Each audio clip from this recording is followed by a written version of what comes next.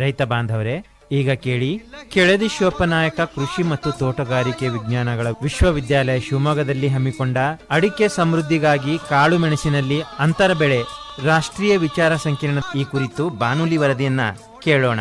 ಇದೀಗ ಡಾಕ್ಟರ್ ದೇವಗಿರಿ ಅವರು ಈ ಕಾರ್ಯಕ್ರಮವನ್ನು ಉದ್ದೇಶಿಸಿ ತಮ್ಮ ಅನಿಸಿಕೆಗಳನ್ನು ಈ ಒಂದು ಅಡಿಕೆ ಸಮೃದ್ಧಿಗಾಗಿ ಕಾಳು ಮೆಣಸಿನ ಅಂತರ ಬೆಳೆ ರಾಷ್ಟ್ರೀಯ ಮಟ್ಟದ ಕಾರ್ಯಾಗಾರ ಸಮಾರಂಭದ ನಾನು ಈ ಒಂದು ಕಾರ್ಯಾಗಾರದಲ್ಲಿ ಹಲವಾರು ವಿಷಯ ತಜ್ಞರು ಮತ್ತು ನುರಿತ ರೈತರು ಸಾಕಷ್ಟು ವಿಷಯಗಳನ್ನ ಮಂಡಿಸಿದ್ದಾರೆ. ಅದರ ಬಗ್ಗೆ ನಾನು ಪೆಪ್ಪರ್ ಬಗ್ಗೆ ಹೇಳಲಿಕ್ಕೆ ಹೋಗಲ್ಲ.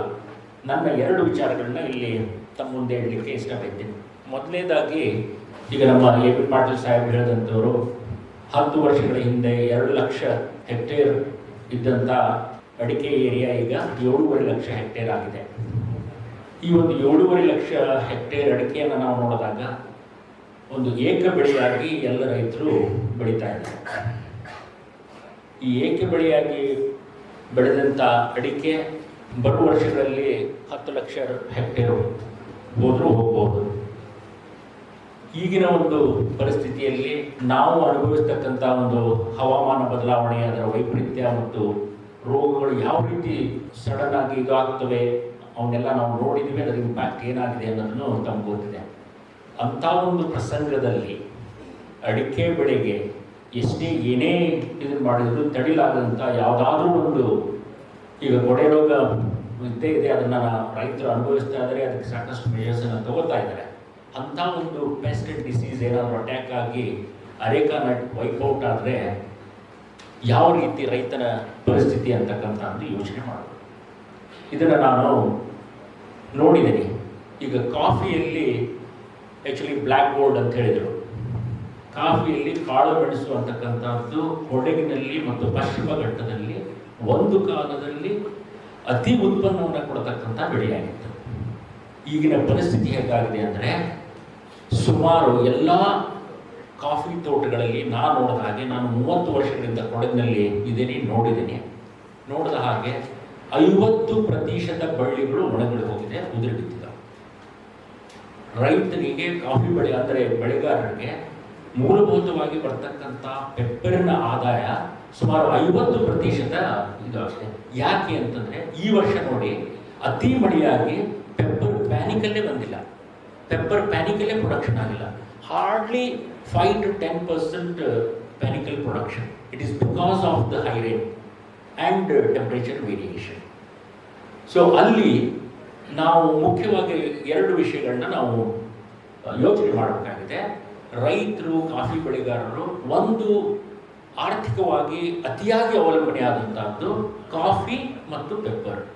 ಒಬ್ಬ ಪ್ಲ್ಯಾಂಟರ್ನ ನಾವು ಇದು ಮಾಡಿದರೆ ಇವೆರಡು ಬಿಟ್ಟು ಏನು ಯೋಚನೆ ಮಾಡ್ತಾ ಇಲ್ಲ. ಈಗ ಪೆಪ್ಪರ್ ಹೋಯಿತು ಮತ್ತು ಈ ವರ್ಷ ಕಾಫಿ ಬೆಳೆನೂ ಇಳುವರಿನೂ ಕೂಡ 50% ಕಡಿಮೆ ಆಗಿದೆ. ಸದ್ಯ ಬದುಕಿದ್ದಾರೆ. ಯಾಕೆ ಅಂತಂದರೆ, ಕಾಫಿಯ ರೇಟ್ ಅಂತಾರಾಷ್ಟ್ರೀಯ ಮಾರುಕಟ್ಟೆಯಲ್ಲಿ ಸುಮಾರು 2ರಿಂದ 3ರಷ್ಟು ಪಟ್ಟು ಹೆಚ್ಚಾಗಿದೆ. 2,500 ಬ್ಯಾಗ್ ಇದ್ದಂಥದ್ದು ಈಗ 8,500-9,000. ಹಾಗಾಗಿ ಸ್ವಲ್ಪ ಬದುಕಿದ್ದಾರೆ. ಅಂದರೆ ನಾವು ಏನು ಯೋಚನೆ ಮಾಡಬೇಕಾಗಿದೆ ಅಂದರೆ, ಅಂಥ ಪರಿಸ್ಥಿತಿಯಲ್ಲಿ ಏಕ ಬೆಳೆಯಿಂದ ಬಹುಬೆಳೆ ಪದ್ಧತಿಯಲ್ಲಿ ನಾವು ಇದ್ದಾಗ ನಾವು ಏನು ಉಸಿರಾಡಬಹುದು, ಬದುಕಬಹುದು ರೈತರು ಅಂತಕ್ಕಂಥ ಯೋಚನೆ.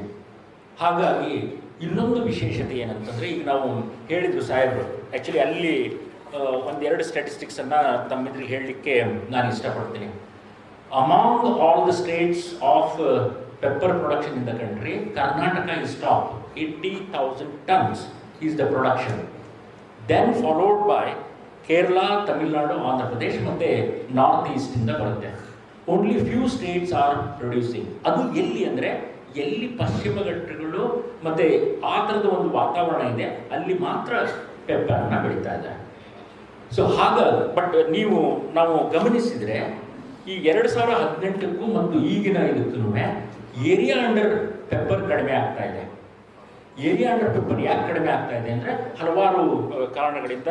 ಅದಕ್ಕೆ ಸೊರಗು ರೋಗ, ಮುಖ್ಯವಾಗಿ ನಿಧಾನ ಸೊರಗು ರೋಗ ಮತ್ತು ವೇಗ ಸೊರಗು ರೋಗ, ಅದರಿಂದಾಗಿ ಪೆಪ್ಪರ್ ಬೆಳೆ ನಾಶ ಆಗ್ತಾ ಇದೆ. ಇಲ್ಲಿ ಏನು ಅಡಿಕೆಯಲ್ಲಿ ಈ ಪೆಪ್ಪರ್ನ ಅಂತರ ಬೆಳೆಯಾಗಿ ನಾವು ಇವತ್ತು ವಿಚಾರಣಾ ಸಂಕೀರ್ಣ ಇದೆ, ಈ ಒಂದು ಪ್ರಸ್ತುತ ಕಾಲದಲ್ಲಿ ಬಹಳ ಸೂಕ್ತವಾಗಿದೆ ಅಂತ ನನಗೆ ಅನಿಸ್ತದೆ. ವಿಯೆಟ್ನಾಂ ಪೆಪ್ಪರ್ಗೂ ಇಂಡಿಯನ್ ಪೆಪ್ಪರ್ಗೂ ವ್ಯತ್ಯಾಸ ಏನಿದೆ ಅಂತಂದರೆ, Vietnam pepper is open grown pepper. ಶೇಡಲ್ಲಿ ಇದನ್ನು ಮಾಡಲ್ಲ. ಅಲ್ಲಿ ಕಾಂಕ್ರೀಟ್ ಪಿಲ್ಲರ್ಸನ್ನ ದೊಡ್ಡದಾಗಿ ಕಾಂಕ್ರೀಟ್ ಪಿಲ್ಲರ್ಸ್ ಹಾಕಿ ಪೆಪ್ಪರ್ ಬಳ್ಳಿಗಳನ್ನ ಹಬ್ಬಿಸ್ತಾ ಇದ್ದಾರೆ. ಅದು ಮೆಸ್ ಟೈಪ್ ಮಾಡಿ. ನಾನು ಹೋಗಿದ್ದೀನಿ, ವಿಯೆಟ್ನಾಂ ನೋಡಿದ್ದೀನಿ. ಅಲ್ಲಿಯ quality of pepper is very very poor. But ಅದೇ ನಮ್ಮ Indian pepper is actually shade grown pepper. ಇದರಲ್ಲಿ ಒಂದು ಬಹಳ ಮುಖ್ಯ ಅಂತಂದರೆ, ಪೆಪ್ಪರ್ಗೆ ಅತಿಯಾದಂಥ ಓಪನ್ ಶೇಡ್ ಇಲ್ಲದೆ ಇದ್ದಂಥ ಒಂದು ನಾವು ಜಾಗದಲ್ಲಿ ಬೆಳೆದ್ರೂ ಸರಿಯಾಗಿ ಬರಲ್ಲ. ಅದರ ಕ್ವಾಲಿಟಿನೂ ಸರಿಯಾಗಿಲ್ಲ, ಇಳುವರಿನೂ ಸರಿಯಾಗಿಲ್ಲ. ಇದಕ್ಕೆ ಒಂದು ಸ್ವಲ್ಪ ಮಟ್ಟಿಗೆ ಒಂದು ಪ್ರತಿಶತ 40% ಅಷ್ಟು ಶೇಡ್ ಪೆಪ್ಪರ್ಗೆ ಬೇಕೇ ಆಗುತ್ತೆ. ಅಂಥ ಬಳ್ಳಿಗಳು ಬಹಳ ಸಮೃದ್ಧಿಯಾಗಿ ಬಹಳ ಚೆನ್ನಾಗಿ ಬೆಳೀತದೆ ಮತ್ತು ರೋಗದ ಇದನ್ನು ಬೆಳೆಯುತ್ತೆ. ಸೊ ಆ ಪರಿಸ್ಥಿತಿಯನ್ನು ನೋಡಿದಾಗ ಅಡಿಕೆ ಏನು ಒಂದು ನಾವು ಬೆಳಿತೀವಿ ಅಂಥದ್ರಲ್ಲಿ ಪೆಪ್ಪರ್ ಬಹಳ ಸೂಕ್ತವಾದಂಥದ್ದು ನನ್ನ ಅನಿಸಿಕೆ. ಅಡಿಕೆಯಲ್ಲಿ ಈಗ ಕಾಫಿಯಷ್ಟು ಪೂರ್ಣ ಶೇಡ್ ಇರಲ್ಲ, ಪಾರ್ಷಿಯಲ್ ಶೇಡ್ ಇರುತ್ತೆ. ಆ ಪಾರ್ಷಿಯಲ್ ಶೇಡು ಅದಕ್ಕೆ ಪೆಪ್ಪರ್ಗೆ ಬಹಳಷ್ಟು ಉತ್ತಮವಾದಂಥದ್ದು.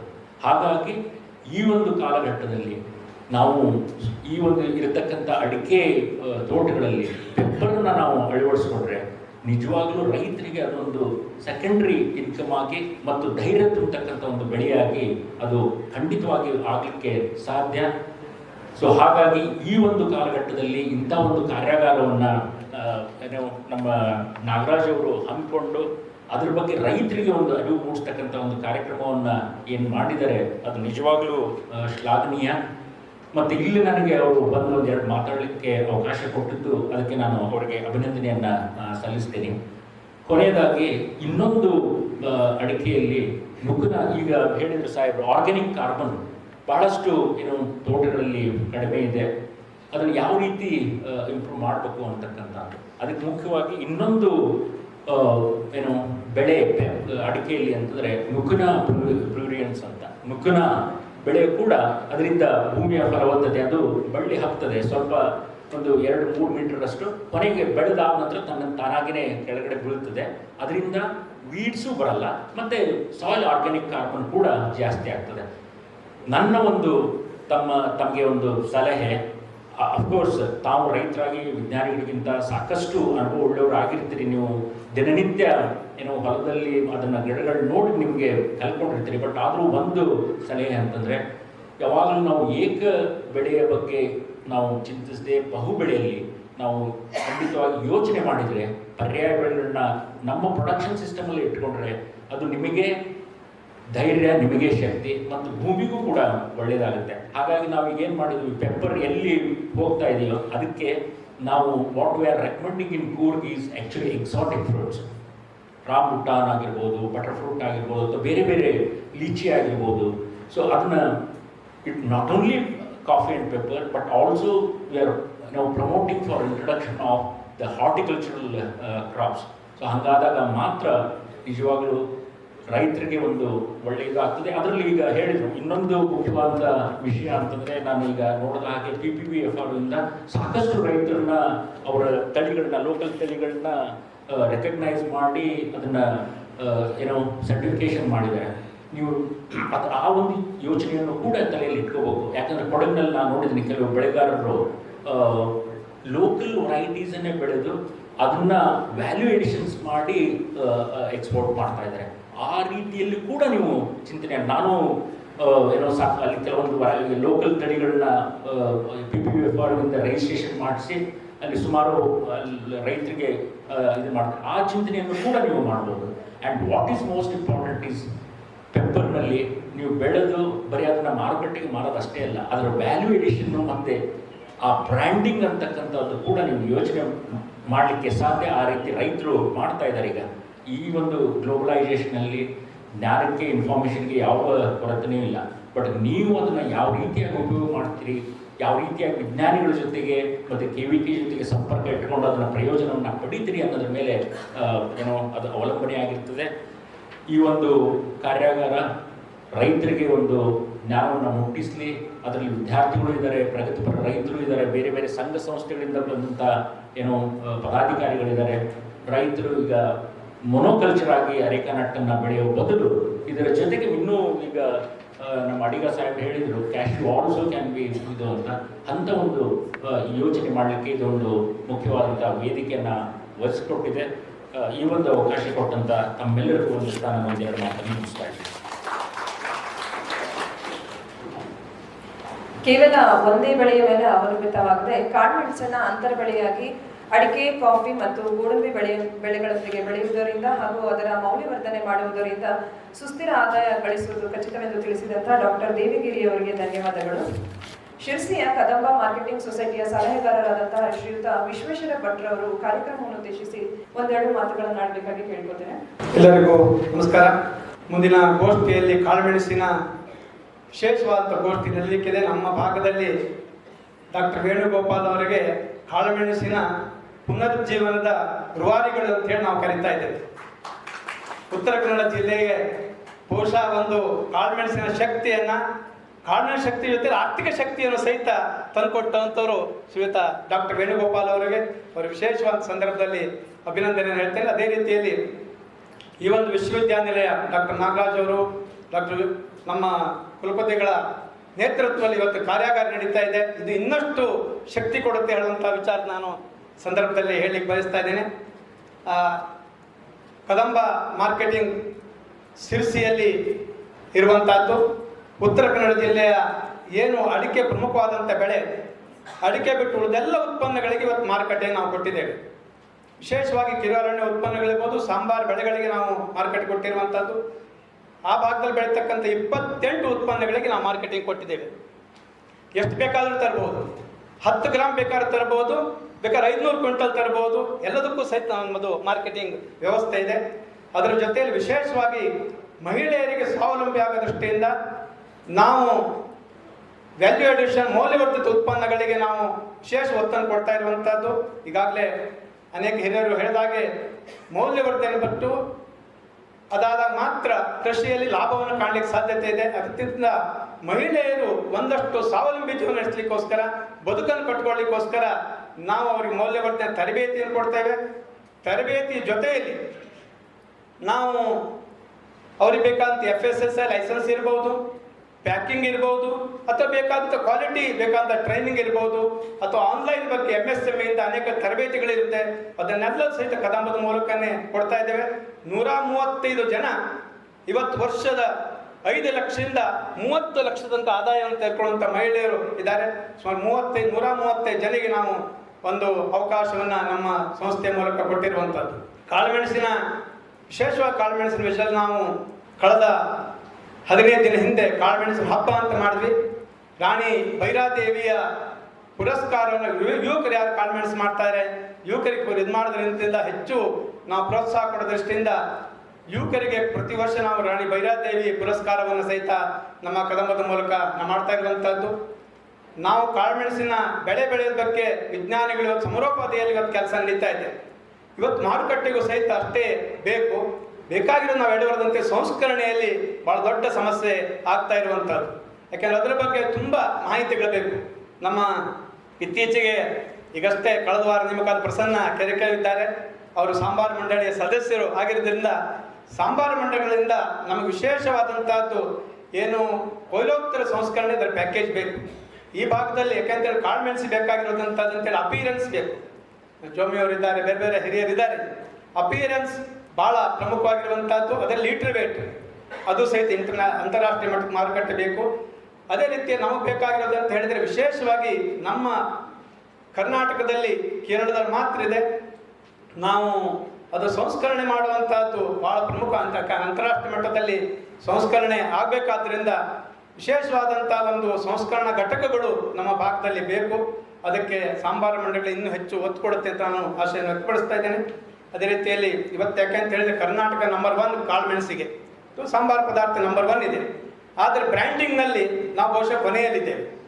ಇವತ್ತು ಆಗಬೇಕಾದ್ರೆ ಬ್ರ್ಯಾಂಡಿಂಗ್ ಬೇರೆ ಕಡೆ ಆಗುತ್ತೆ. ನಾವು ಹೊರಗಡೆ ಅಂತಾರಾಷ್ಟ್ರೀಯ ಮಟ್ಟದ ಬೇರೆ ಬೇರೆ ಮೇಳಗಳಿಗೆ ಹೋದಾಗ, ನಾವು ಜರ್ಮನಿಯ ಬಯೋಫ್ಯಾಕ್ಟ್ರಿಗೆಲ್ಲ ಹೋದಾಗ ಗೊತ್ತಾಗೋದು ಅಂತ ಹೇಳಿದ್ರೆ ಎಲ್ಲಿ ಸ್ಪೈಸ್ ಬೆಳೀತಿದೆ ಅಂತ ಹೇಳಿದ್ರೆ ಬೇರೆ ರಾಜ್ಯವನ್ನೇ ತೋರಿಸ್ತಾರೆ, ಕೇರಳನೋ ಇನ್ಯಾವುದೋ ತೋರಿಸ್ತಾರೆ. ಕರ್ನಾಟಕ ಬರೋದೇ ಇಲ್ಲ. ಈಗ ಬ್ರ್ಯಾಂಡಿಂಗ್ ಆಗಬೇಕು, ಪ್ಯಾಕಿಂಗ್ನಲ್ಲಿ ಬ್ರ್ಯಾಂಡಿಂಗ್ನಲ್ಲಿ ನಾವು ಆಗಬೇಕು ಅನ್ನೋ ದೃಷ್ಟಿಯಿಂದ ವಿಶೇಷವಾಗಿ ನಾವು ಬೇಕಾಗಿರೋದಂತೂ ಸ್ಟೀಮ್ ಸ್ಟೆರಿಲೈಸೇಷನ್ ಯೂನಿಟ್ಸ್ಗಳು ಬೇಕು ನಮ್ಮಲ್ಲಿ. ಯಾಕೆ ಸ್ಟೀಮ್ ಆದಾಗ ಮಾತ್ರ ಸ್ಟೆರಿಲೈಸೇಷನ್ ಮಾಡಿದ ಮಾತ್ರ ನಾವು ಹೊರಗಡೆ ಕಳಿಸ್ಲಿಕ್ಕೆ ಸಾಧ್ಯತೆ ಇದೆ. ಆ ಯೂನಿಟ್ಸ್ ನಮ್ಮಲ್ಲಿ ಇವತ್ತು ಇಲ್ಲ. ಯಾಕೆಂದ್ರೆ ಕೇವಲ ಯಾವುದೋ ಖಾಸಗಿ ಇದರಲ್ಲಿ ಮಾತ್ರ ಬೆಂಗಳೂರಿನಲ್ಲಿದೆ, ನಾವು ಪಬ್ಲಿಕ್ ಸೆಕ್ಟರ್ನಲ್ಲಿ ಆಗಿಲ್ಲ. ಇಂಥ PPP ಮಾಡೆಲ್ ಮಾಡ್ಬೋದು. ನಮ್ಮ ಸಹಕಾರಿ ಸಂಸ್ಥೆ ಮೂಲಕ ಸಹಿತ ಅವಕಾಶ ಇದೆ, ಅದನ್ನು ಸಹಿತ ಮುಂದಿನ ದಿನಗಳಲ್ಲಿ ಆಗಬೇಕು. ಈ ಒಂದು ಕಾರ್ಯಾಗಾರಕ್ಕೆ ನನಗೆ ಕರೆದು ನನಗೆ ಕದಂಬದ ಬಗ್ಗೆ ಮತ್ತು ಮಾತನಾಡಲಿಕ್ಕೆ ಅವಕಾಶ ಕೊಟ್ಟಂತ ವಿಶ್ವವಿದ್ಯಾನಿಲಯದ ಎಲ್ಲ ಅಧಿಕಾರಿಗಳಿಗೆ ಹಾಗೂ ವಿಶೇಷವಾಗಿ ಡಾಕ್ಟರ್ ನಾಗರಾಜ್ ಅವರಿಗೆ ಮೌಲ್ಯವರ್ಧಿತ ಉತ್ಪನ್ನಗಳನ್ನು ಮಹಿಳೆಯರು ಬಂದು ಒಂದು ಪ್ರದರ್ಶನವನ್ನು ಸಹಿತ ಮಾಡಲಿಕ್ಕೆ ಅವಕಾಶ ಕೊಟ್ಟಿದ್ದಾರೆ. ಎಲ್ಲ ಅವಕಾಶಕ್ಕೆ ಕದಂಬ ಮಾರ್ಕೆಟಿಂಗ್ ವತಿಯಿಂದ ಧನ್ಯವಾದವನ್ನು ಹೇಳ್ತಾ ನನ್ನ ಮಾತನ್ನು ಮುಗಿಸ್ತೀನಿ. ಧನ್ಯವಾದ. ಸ್ಥಳೀಯ ಬೆಳೆಗಾರರು ಹಾಗೂ ವಿಶೇಷವಾಗಿ ಮಹಿಳೆಯರಿಗೆ ಸ್ವಾವಲಂಬಿ ಜೀವನ ಕಟ್ಟಿಕೊಡೋದ್ರಲ್ಲಿ ಕದಂಬ ಸಂಸ್ಥೆಯ ಪಾತ್ರವನ್ನ ಶ್ಲಾಘನೆ ಮಾಡ್ತಾ ಶ್ರೀಯುತರಿಗೆ ವಿಶ್ವೇಶ್ವರ ಭಟ್ ಅವರಿಗೆ ಧನ್ಯವಾದಗಳನ್ನು ತಿಳಿಸ್ತೇನೆ. ಇದಿನ ಕಾರ್ಯಾಗಾರದ ಅಧ್ಯಕ್ಷತೆಯನ್ನು ವಹಿಸಿರುವ ನಮ್ಮ ವಿಶ್ವವಿದ್ಯಾಲಯದ ಗೌರವಾನ್ವಿತ ಕುಲಪತಿಗಳಾದಂತಹ ಡಾಕ್ಟರ್ RC ಜಗದೀಶ್ ಅವರು ತಮ್ಮ ಅಧ್ಯಕ್ಷೀಯ ನುಡಿಗಳನ್ನು ಆಡಬೇಕು. ಎಲ್ಲರಿಗೂ ನಮಸ್ಕಾರಗಳು.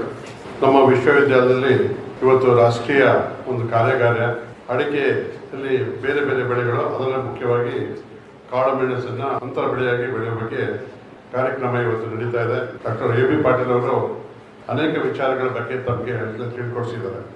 ಅದೇ ಥರ ಡಾಕ್ಟರ್ ದಿನಕರ್ ಅಡಿಗ ಅವರು ಗೋಡಂಬಿಯ ಸಂಶೋಧನೆ ನಿರ್ದೇಶಕರು, ಅದೇ ಥರ ಡಾಕ್ಟರ್ ದೇವಗಿರಿ ಅವರು ಮತ್ತು ವೇದಿಕೆ ಮೇಲೆ ಉಪಸ್ಥಿತಿರುವ ನಮ್ಮ ವಿಶ್ವವಿದ್ಯಾಲಯದ ಆಡಳಿತ ಮಂಡಳಿ ಶಶಾಂಕ್ ಅವರು, ಸಂಗರ್ ಅವರು, ಡಾಕ್ಟರ್ ಶಶಿಧರ್ ಅವರು ಮತ್ತು ಡಾಕ್ಟರ್ ಅಯ್ಯಪ್ಪನವರು ಮತ್ತು ನಮ್ಮ ವೇಣುಗೋಪಾಲ್ ಅಂಕೇಗೌಡರು, ತಿಪ್ಪೇಶ್ ಅವರು ಮತ್ತು ಪವಾರ್ ಅವರು ಎಲ್ಲ ವೇದಿಕೆ ಮೇಲಿದ್ದಾರೆ. ಎಲ್ಲರಿಗೂ ಸಹ ವಿಶ್ವವಿದ್ಯಾಲಯದ ಪರವಾಗಿ ಹಾರ್ದಿಕವಾದ ಸ್ವಾಗತವನ್ನು ಕೋರ್ತೇನೆ. ಮುಖ್ಯವಾಗಿ ವಿಜ್ಞಾನಿಗಳು, ರೈತರು ಮತ್ತು ವಿದ್ಯಾರ್ಥಿಗಳ ನಡುವೆ ಅನೇಕ ವಿಚಾರ ವಿನಿಮಯಗಳಾಯಿತು. ಇವತ್ತು ರೈತರಿಗೋಸ್ಕರ ಈ ಕಾರ್ಯಕ್ರಮವನ್ನು ನಾವು ಇಲ್ಲಿ ಏರ್ಪಡಿಸಿದ್ದೇವೆ. ಡಾಕ್ಟರ್ AB ಪಾಟೀಲ್ ಅವರು ನಮ್ಮ ಹಿರಿಯರು, ಅವ್ರು ಹೇಳಿದಾಗೆ ಅಡಿಕೆಯ ಬೆಳೆ ಬಗ್ಗೆ ಹೇಳಿದ್ದಾರೆ. ಮತ್ತು ಅಂತಾರಾಷ್ಟ್ರೀಯ ಮಟ್ಟದಲ್ಲಿ ನಾವು ಯಾವ ರೀತಿ ಕಾಳು ಮೆಣಸನ್ನು ಬ್ರ್ಯಾಂಡಿಂಗ್ ಮಾಡಬೇಕು, ತಗೊಂಡು ಹೋಗ್ಬೇಕು ಅನ್ನೋ ಬಗ್ಗೆ ವಿಚಾರ ಹೇಳಿದ್ದಾರೆ. ವಿಶ್ವವಿದ್ಯಾಲಯ ಇರೋದು ಬರೀ ಸಂಶೋಧನೆ ಮಾಡಲಿಕ್ಕೆ, ಪಾಲಿಸಿ ಮಾಡೋರಲ್ಲ ಸರ್ಕಾರದವರು. ಸೊ ಅವರು ಮಂತ್ರಿಗಳಿಗೆಲ್ಲ ಹತ್ತಿರಾಗಿರ್ತಾರೆ. ಹಾಗಾಗಿ ಹೇಳಿಬಿಟ್ಟು ಅಂತಾರಾಷ್ಟ್ರೀಯ ಮಟ್ಟದಲ್ಲಿ ನಾವು ಈ ಥರ ಯಾವ ತಗೊಂಡೋಗ್ಬೇಕು, ಯಾವ ರೀತಿ ಪಾಲಿಸಿಗಳನ್ನು ಮಾಡಿದರೆ ನಮ್ಮ ರೈತರಿಗೆ ಉಪಯೋಗ ಆಗುತ್ತೆ ಅನ್ನೋ ಬಗ್ಗೆ ನಾವು ಮಾತಾಡಬೇಕು. ಯಾವುದೇ ಒಂದು ಪಾಲಿಸಿಗಳನ್ನು ನಮ್ಮ ಸರ್ಕಾರ ಮಾಡಿದರೆ ಅದು ಮೇಜರಾಗಿ ಎಫೆಕ್ಟ್ ಆಗೋದು ರೈತರ ಮೇಲೆ. ಪಾಸಿಟಿವ್ ಆಗಿ ಪರಿಣಾಮ ಬೀರುತ್ತೆ, ಇಲ್ಲ ನೆಗೆಟಿವ್ ಆಗಿ ಪರಿಣಾಮ ಬೀಳುತ್ತೆ. ಸೊ ನಾವೆಲ್ಲ ವಿಶ್ವವಿದ್ಯಾಲಯದ ಏನೇ ತೊಂದರೆಗಳಾದರೂ ಎಲ್ಲರೂ ಸಹ ವಿಶ್ವವಿದ್ಯಾಲಯಗಳಿಗೆ ಬೆಟ್ಟು ತೋರಿಸ್ತಾರೆ, ಭಾಳಷ್ಟು ಸರಿ. ಅದು ನಮ್ಮ ಕೈಯಲ್ಲಿ ಏನಿರಲ್ಲ. ಸಂಶೋಧನೆ ಬಿಟ್ಟರೆ, ತಿಳುವಳಿಕೆ ಬಿಟ್ಟರೆ, ತಾಂತ್ರಿಕ ಮಾಹಿತಿ ಬಿಟ್ಟರೆ ನಮ್ಮ ಕೈಯಲ್ಲಿ ಏನಿರೋದಿಲ್ಲ. ಉಳಿದಿದ್ದೆಲ್ಲ ಸರ್ಕಾರದ ಪಾಲಿಸಿ ಮತ್ತು ಸಬ್ಸಿಡಿ ಮತ್ತು ಇಂಟರ್ನ್ಯಾಷನಲ್ ಸಿಸ್ಟಮ್ ಮೇಲೆ ಪ್ರತಿಯೊಂದು ಅವಲಂಬಿತವಾಗಿರ್ತದೆ. ಸೊ ನಾವು ತಾಂತ್ರಿಕ ಮಾಹಿತಿಗಳನ್ನು ಕೊಡೋದಷ್ಟೇ ಹೊರತು ಹೆಚ್ಚೆಚ್ಚು ಬೆಳೆರಿ ಅಂತ ಹೇಳ್ಬೋದು. ಆದರೆ ಬೆಳೆದ ಮೇಲೆ ಬೆಲೆ ಕೊಡುವಂಥದ್ದು ವಿಶ್ವವಿದ್ಯಾಲಯ ಕರ್ತವ್ಯ ಅಲ್ಲ. ಆದರೂ ಸಹ ನಮ್ಮನ್ನು ಎಲ್ಲರೂ ಬೈತಾರೆ, ಎಲ್ಲ ಬೆಳೆ ಅಂತ ಹೇಳಿದ್ರೆ ಎಲ್ಲ ಬೆಳೆದು ಬಿಡುವೆ, ಅದಕ್ಕೆ ಬೆಲೆನೇ ಇಲ್ಲ ಅಂತ. ನಮ್ಮ ವಿಶ್ವವಿದ್ಯಾಲಯ ಕರ್ತವ್ಯನ ಹೆಚ್ಚೆಚ್ಚು ಬೆಳೆಸೋದು, ಬೆಲೆ ಕೊಡೋದು ತುಮಕೋಸು ಮ್ಯಾಮ್ಕೋಸು ನಮ್ಮ ವಿಶ್ವೇಶ್ವರ ಭಟ್ರು ಕೊಡೋದು. ಇವತ್ತು ಅಡಿಕೆ ಯಾಕೆ ಚೆನ್ನಾಗಿದೆ ಅಂದರೆ ನಮ್ಮ ಸಂಸ್ಥೆಗಳಿದಾವೆ, ಮ್ಯಾಮ್ಕೋಸ್ ಆಗಲಿ, ಕ್ಯಾಂಪ್ಕೋ ಮತ್ತು ಭಟ್ರದು, ಇವೆ ಸಂಸ್ಥೆಗಳಿಂದ ಅಡಿಕೆಗೆ ಒಂದು ಸ್ಥಿರವಾದ ಬೆಲೆಯನ್ನು ತಂದುಕೊಟ್ಟಿದ್ದಾವೆ. ಇದೇ ಥರ ಸಂಸ್ಥೆಗಳು ನಮಗೆ ಕಾಳು ಮೆಣಸಿಗೆ ಬಂದರೆ ಸ್ಪೈಸ್ ಬೋರ್ಡ್ ಅಂತ ಇದೆ, ಮತ್ತು ಕಾಫಿ ಬೋರ್ಡು ಇದೆ, ಸ್ಪೈಸ್ ಬೋರ್ಡ್ ಇದೆ. ಇವೆಲ್ಲವೂ ಸ್ವಲ್ಪ ಒಟ್ಟಾಗಿ ಮಾಡಿದರೆ ಬೆಲೆ ಸ್ಥಿರತೆ ಆಗಬೇಕು. ಒಂದು ವರ್ಷ 300 ರೂಪಾಯಿ ಬಿರುತ್ತೆ ಕಾಳು ಮೆಣಸು, ಒಂದು ವರ್ಷ 600 ರೂಪಾಯಿ ಹೋಗುತ್ತೆ. 600 ರೂಪಾಯಿ ಇದ್ದಾಗ ನಮ್ಮ ವಿಶ್ವವಿದ್ಯಾಲಯದ ಎಲ್ಲ ಗಿಡ ಖರ್ಚಾಗ್ತವೆ. ನಾವು ಮಾಡಿದರೆ ಮುಂದಿನ ವರ್ಷ ಅದು 300 ರೂಪಾಯಿ ಬಂದಾಗ ನಾವು ಹಾಕಿದ ಗಿಡ ಮಾರಾಟ ಆಗಲ್ಲ. ಈ ಥರ ಏರುಪೇರು ಆಗಬಾರ್ದು. ಎಸ್ಪೆಷಲಿ ರೈತರ ಬೆಲೆಗಳಲ್ಲಿ ರೈತರ ಮಾರುವ ಒಂದು ಬೆಲೆ ಇರುತ್ತಲ್ಲ, ಸ್ಥಿರತೆ ಬಂದರೆ ಮಾತ್ರ ರೈತರಿಗೆ ಏನಾದರೂ ಬೆಳೆಯೋಕ್ಕೆ ಇವತ್ತು ಸಿದ್ಧ ಇದೆ. ಈ ರೇಟ್ ಜಾಸ್ತಿ ಇರಲಿ, ಎಷ್ಟು ಬೆಳೆದೇನ್ರಿ ಅಷ್ಟೊಂದು ಬೆಳೆಯಷ್ಟು ಕೆಪಾಸಿಟಿ ನಮ್ಮ ರೈತರಿಗೆ. ಆದರೆ ನಮಗೆ ಬೇಕಾಗಿರೋದು ಹೊತ್ತು ಬೆಲೆಯ ಸ್ಥಿರತೆ ಕಾನ್ಸ್ಟೆಂಟ್ ಇರಬೇಕು. 5 to 10% ಎವ್ರಿ ಇಯರ್ ಇನ್ಕ್ರೀಸ್ ಆಗ್ತಾ ಅಂತ ಗೊತ್ತಾದರೆ ಮಾತ್ರ ನಾವು ಎಲ್ಲ ಬೆಳೆಗಳನ್ನು ಸಮೃದ್ಧವಾಗಿ ಬೆಳಿತೀವಿ, ರೈತರು ಸ್ವಲ್ಪ ಚೆನ್ನಾಗಿರ್ತೀವಿ. ಅದಕ್ಕೋಸ್ಕರ ಇದು ನಮ್ಮ ಕರ್ತವ್ಯ. ಈಗ ಕಾಫಿ ಬಗ್ಗೆ ನಮ್ಮ ದೇವಗಿರಿ ಅವರು ಹೇಳಿದರು, ಯಾಕಂದ್ರೆ 30 ವರ್ಷ ಅವರು ಕೊಡಗಲ್ಲಿದ್ದಾರೆ. ಕಾಫಿನಲ್ಲಿ ನಾವು ಕಾಳು ಮೆಣಸನ್ನು ಭಾಳಷ್ಟು ಚೆನ್ನಾಗಿ ಬೆಳೀತಾ ಇದ್ದೀವಿ. ಈಗ ಏನಾಗಿದೆ, ಸ್ವಲ್ಪ ಅಲ್ಲಿ ಡ್ರೈ ಲ್ಯಾಂಡ್ಗೆ ಸ್ವಲ್ಪ ನೀರಿನ ಸ್ವಲ್ಪ ವೈಪರೀತ್ಯ ಆಗಿಬಿಟ್ಟು ಭಾಳಷ್ಟು ಕಾಳುಮೆಣಸು ನಮ್ಮ ಮಡಿಕೇರಿ ಭಾಗದಲ್ಲಿ ಹಾಳಾಗಿದೆ. ಅದೇ ರೀತಿ ಅದು ಬೇರೆ ಕ್ರಾಪಲ್ಲಿ ರಿಪ್ಲೇಸ್ ಆಗ್ತಾ ಇದೆ, ಮ್ಯಾಂಡ್ರಿನ್ಸ್ಗೆ ಅದೆಲ್ಲ. ಮತ್ತು ಅದೇ ರೀತಿ ನಾವು ಇಷ್ಟೆಲ್ಲ ನಾವು ಸ್ವಾವಲಂಬಿಯಾಗಿದೆ ನಿಂತಾಗಿ ನಾನು ನಿನ್ನೆ ಒಂದು ಒಳ್ಳೆ ಭಾಷಣ ಹೊಡೆದ್ಬಿಟ್ಟೆ ತರಳುಗಳು ಉಣ್ಮಿನಲ್ಲಿ. ನೆಕ್ಸ್ಟ್ ಸ್ಪೀಕರ್ ಹೇಳಿದ್ರು, ನೀವು ಕಾಳು ಮೆಣಸನ್ನು ಆಮದು ಮಾಡ್ಕೊಳ್ತೀರಿ, ಚಕ್ಕೆ ಅವಲಂಬನೆ ಮಾಡ್ಕೊಳ್ತೀರಿ, ಬೇಳೆಕಾಳುಗಳನ್ನು ಮಾಡ್ತೀವಿ, ಪಾಮ್ ಆಯಿಲ್ ಮಾಡ್ಕೊಳ್ತೀರಿ, ನೀವೆಂತ ಸ್ವಾವಲಂಬಿಗಳು ಯಾವ ಯೂನಿವರ್ಸಿಟಿ ಅಂದ್ಬಿಟ್ರು.